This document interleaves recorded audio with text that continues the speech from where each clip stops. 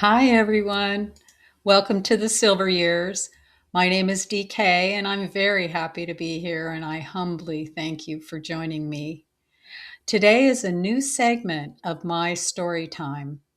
Now, my story time is where I tell my story unscripted and unedited as a way to counter the ever changing official narrative of history, his story. Because no one, not even AI, can tell my life story as a direct reflection of the times in which I lived better than me. And this is where I'm telling it. Now, the story that wants to be told today is coming in from 1973 and begins in Huntington Beach, California, while I was in high school and before I was able to drive and have a driver's license. Um, what made me think of this was all of the fuel shortages and all of the drama that's going on in the world stage and in this country, the prices of gasoline. I mean, here in this state of California, it's insane. I know the whole country's been hit, but California, it's obscene, the gouging and what's been done to the pricing of gasoline and diesel. But when I was in high school, this was before I had my driver's license. So I was early teens. I was probably a freshman, senior in high school. Now we had they called it a gas shortage. There was a gas shortage in everywhere. Okay. The only experience I had from a personal level was in the town in which I lived because I would walk to school every day and I would walk up through the neighborhood and I would pass lines of cars that were parked. Now we're talking a mile, maybe a mile and a half stretch at least of cars that would wind into the neighborhood and around corners and things like that, waiting to get gasoline at the gas station that was across the street from the high school that I went to school at. So I would need to walk by these lines of cars every day, and this went on, and it felt like months, many months, but I cannot tell you specifically how long it lasted. I was young, but I remember the feeling of it, and this is more of what I'm talking about, the impression that it leaves on your psyche when it comes to your mind development and all of the lack that is promoted. There's never enough, there's never enough, there's never enough.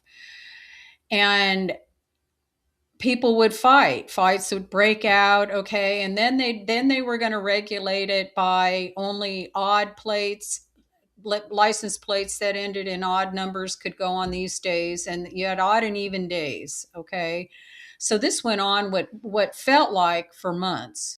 Okay, and I by that time had wasn't even old enough to drive, and I was afraid that there would never be any gas left for me by the time I was ready to drive. And this was the what was impressed upon me as a young teenager. And know this, that I was not the only one. I don't know if that happened with any of you, but that fear that there would never be enough gasoline for me when it came my turn to be able to drive, that I would there would never be anything left. And it really did make an impression. Of course, now as an adult, I understand better, and I've learned that we've been completely lied to about the energy fields. Okay, and if any of you are still on the fossil fuel mindset, know that there is no such thing as fossil fuels. There will never be a shortage of oil on this planet because this planet creates oil naturally, like we create blood in our bodies. So it is not the result of crushed dinosaur bones and whatever the heck else. It's just not. And so ultimately, when you understand that there is no such thing as a shortage. Now there might be a shortage, and how they process it now they're burning up a lot of these processing plants here in California, literally blowing them up. Okay, so you can create an artificial shortage. The oil itself will never be in short supply, but how they process it and distribute it, on the other hand, is another matter altogether. And I'm not even going to get into that. But when later, a lot later, I learned that there will never be an oil shortage. Okay, so we got the whole world going at each other over oil. Okay, and then I left after that. A decade later, in the 80s, then we had an oil glut. Okay, too much oil. Too much oil. So then it collapsed the entire energy sectors of the Midwest, Texas, Oklahoma, Colorado, and I was in Colorado at the time. And it collapsed all the money markets. It collapsed everything. It was a crisis.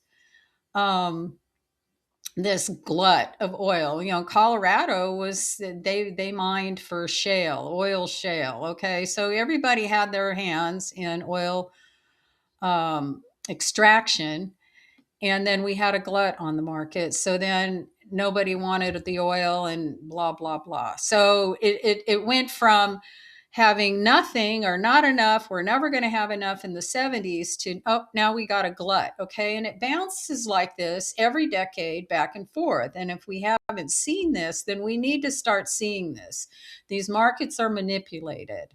They are manipulated, and they play us like a violin every decade, every decade. And it's the same old thing. And it's like our consciousness forgot about what happened the last decade or the last decade before that. And oh my God, it's like fashion, regurgitating fashion every 10 years. Okay, it's just a version of those hip hugger jeans that I wore in the 70s, and it comes back. And not, everything is recycled. There's nothing new under the sun, and they use these manipulations, these market manipulations, to keep us jumping through the hoops and keep us always guessing and always afraid.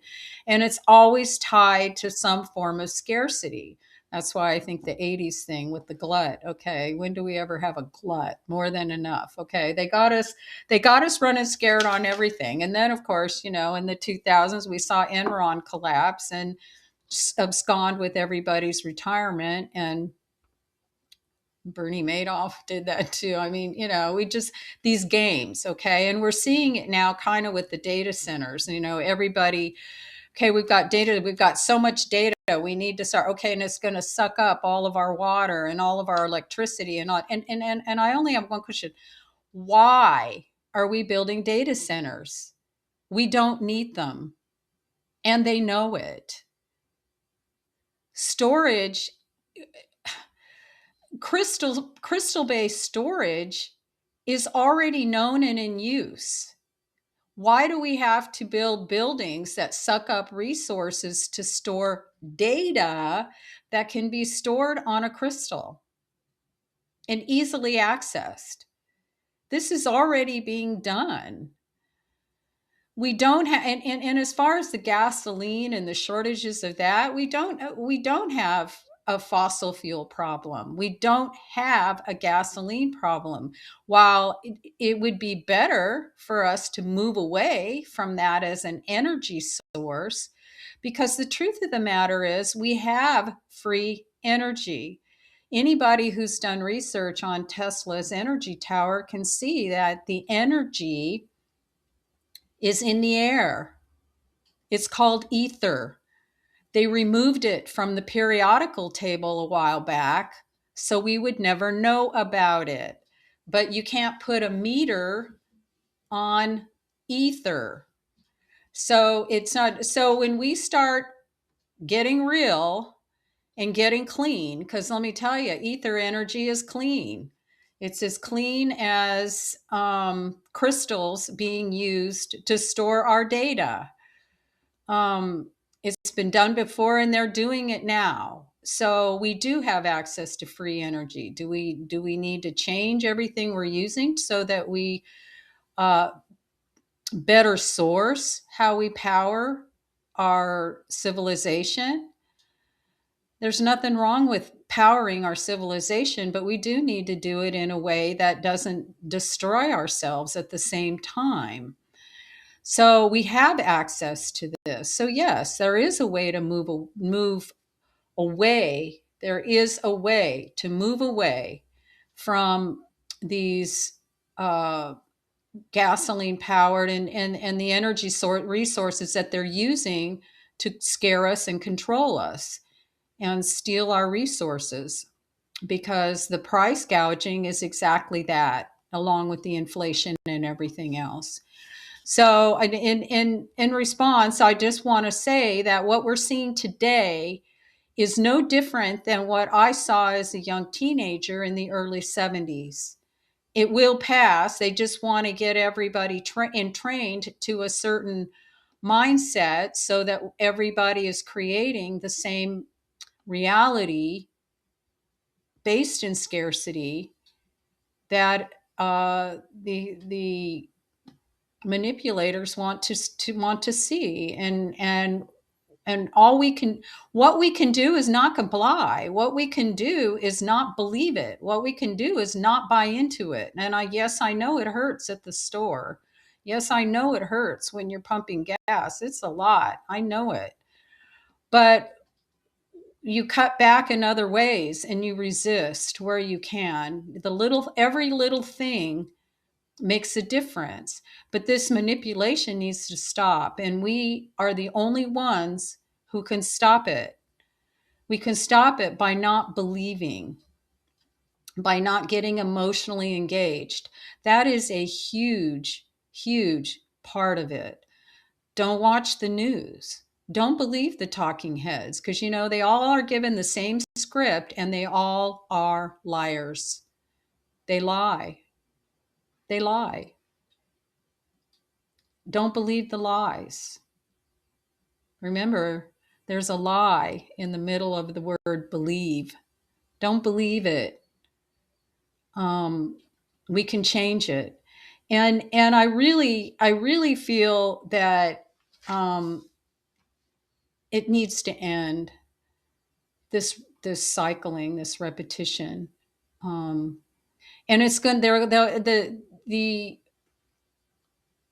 powers that be who think they are the money players. Okay, some call them a cabal. There's a lot of names for this group. um, they they only get power because we give it to them, and we need to start withdrawing our energy from that, and creating our own lives, and creating something that's sustainable. Okay, and oil, nothing wrong with oil, but oil isn't the highest and best. That's not the highest and best use for it on a mass scale. We have free energy, ether. Let's learn about that. Let's start demanding that we have that and access to that. That's going to make everybody have access. That's going to benefit everyone across the board, not just a select few. And and then our society will take on a whole different consciousness. So let's do that. Anyway, that's it's just me thinking about what it was like growing up, and the fear that it instilled in me, and impacted me for a long time. And they're trying to do it again with this generation. It's just every generation they do it every 10 years. It's some manipulation, it's some big crisis. We just need to stop investing in it, stop believing it, stop participating where it makes sense for us, um, and create something else that's beautiful, that doesn't involve brutalism, architecture, and no color. Let's create something beautiful for ourselves. Enough of this shortage mindset. Anyway, in conclusion, and for whatever it's worth, this is my little protest against his story. This is me telling my story my way, for the record. It's my story, and I'm sticking to it. And I would love to hear your stories as well. So please feel free to share your stories in the comments. Until next time, be well, choose love, and thank you. Thank you for listening. Goodbye for now.